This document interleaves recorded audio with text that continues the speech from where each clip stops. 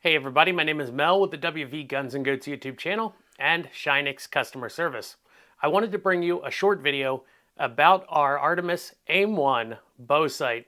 This is our brand new bow sight. It's got some really interesting features, the ability to range your target and compensate for your arrow drop. It also has visible and infrared laser. This sets it apart from other bow sights on the market, allowing you to use this with your bow and your night vision equipment to hunt varmints such as hogs or coyotes after dark. In this video, I'm going to go over the features of this bow sight first, then we'll go out to the range and I'll show you how to sight it in. So let's take a closer look at the Artemis and its features off of the bow here. We'll spin it around real quick, give you a good look at the unit. We'll start on the right side here. This is the bow mount right here for non-Matthews bows.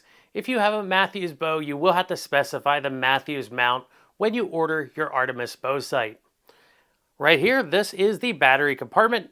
It's got a screw-on cap, it's sealed from the elements, and inside is an 18650 rechargeable battery. Now you will have to remove the battery to recharge it as there's not a charging port on the unit. Also, there's not an auto shut-off on the unit. When you turn it on, it's going to stay on until you either turn it off or the battery dies, whichever comes first. Now looking at the front here, we got a lot going on here. We got our large aiming window right here where our red aiming point will appear.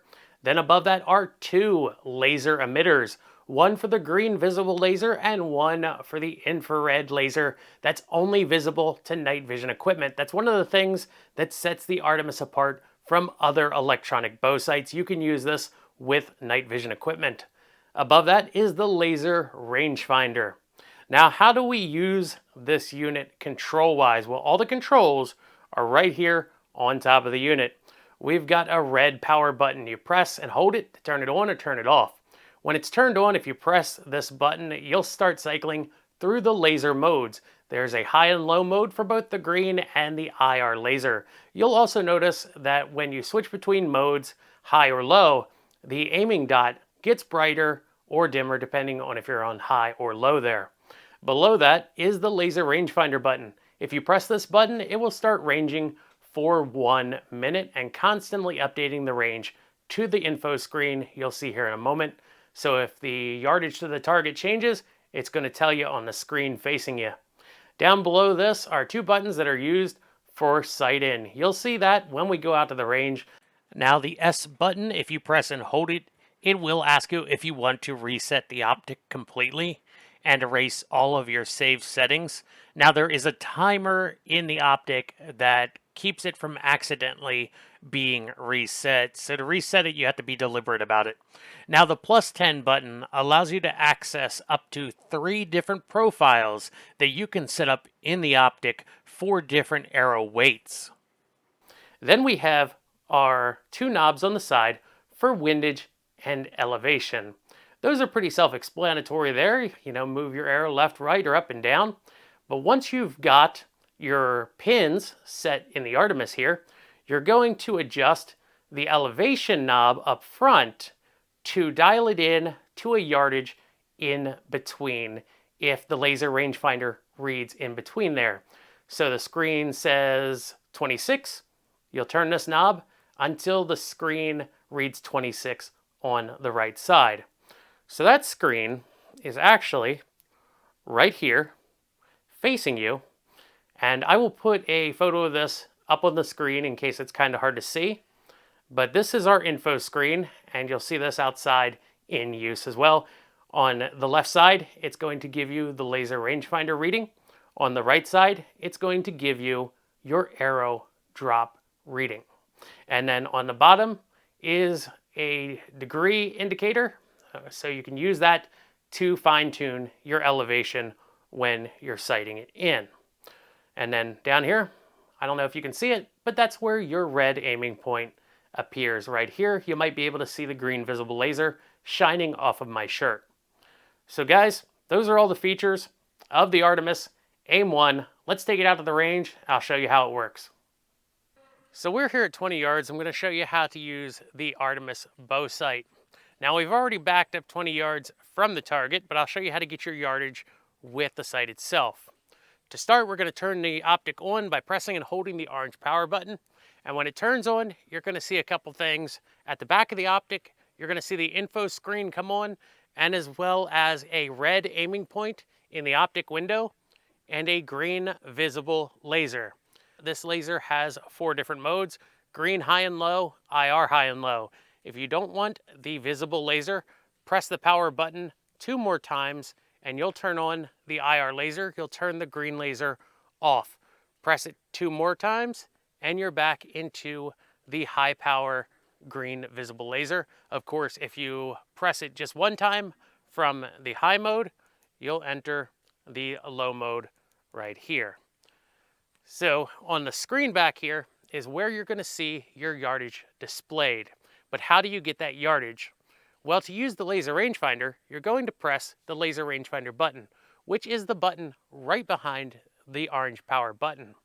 Now keep in mind that the green aiming laser, the invisible IR aiming laser, and the laser rangefinder are all slaved to the red aiming dot on the optic itself. So back here on the info screen, in the upper left-hand corner, you're going to see the yardage displayed. Here in this photo, you can see it displays the number 20 to tell us we're at 20 yards. Now the number next to it will be 0 right now until we get the optic sighted in. The number below it will change, and it really doesn't mean much right now, but it gives us an idea of how much elevation we have added to our arrow original impact point. When we go to sight this in, we also need to keep in mind that when we make a windage or elevation adjustment, that we have to move in the direction of the arrow, which will move our point of impact in the opposite direction. So if we take a shot and our arrow is low, we need to move our elevation knob down to bring that point of impact up. If it's left, we need to move the windage knob to the left to bring our arrow to the right. So let's go ahead and sight it in.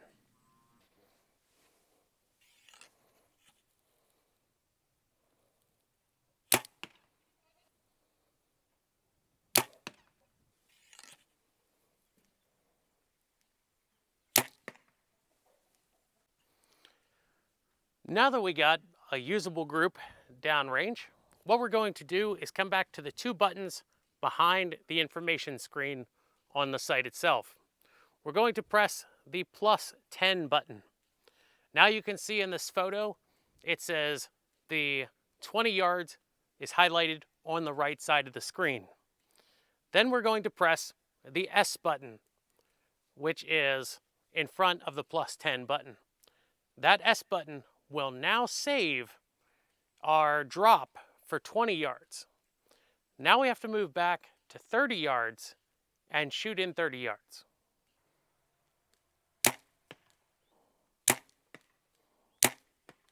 So now that I've got a group I'm happy with here at 30 yards, I'm going to go ahead and press the +10 button twice. Now it reads 30 yards. I'm going to go ahead and hit the S button. Saved will appear on the screen. Now we're going to move in between 20 and 30 yards. I'll show you how to compensate for an in-between shot. Much like setting up a traditional mechanical pin sight, you're going to have to set a pin or a drop for every 10 yards that you want to shoot with the Artemis here. So because 30 yards is my furthest distance I have saved into the optic, I could not use this to compensate for a shot between 30 and 40 yards until I go out and set up a 40-yard 0 in the optic.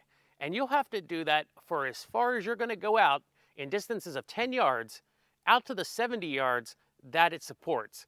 However, you can stop anywhere in between the 20 and 70 yards.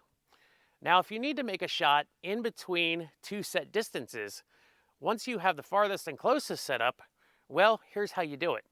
You'll laser range find your target, and as I said earlier, it'll display the yardage on the left side of the screen, and then you're going to adjust your elevation knob here until the number on the right side of the screen matches the ranged distance on the left side of the screen. We're here at 24 yards, so we're going to adjust this until the number reads 24, and we're going to make some shots with it. Okay, it's set to 24 yards. Let's go ahead, take some shots with it.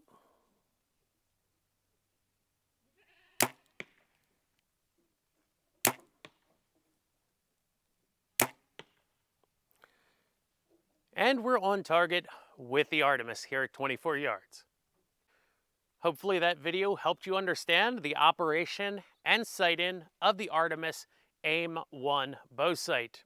If you have any further questions about this optic, feel free to reach out to customer service on Shinenyx's website at www.shinenyx.com.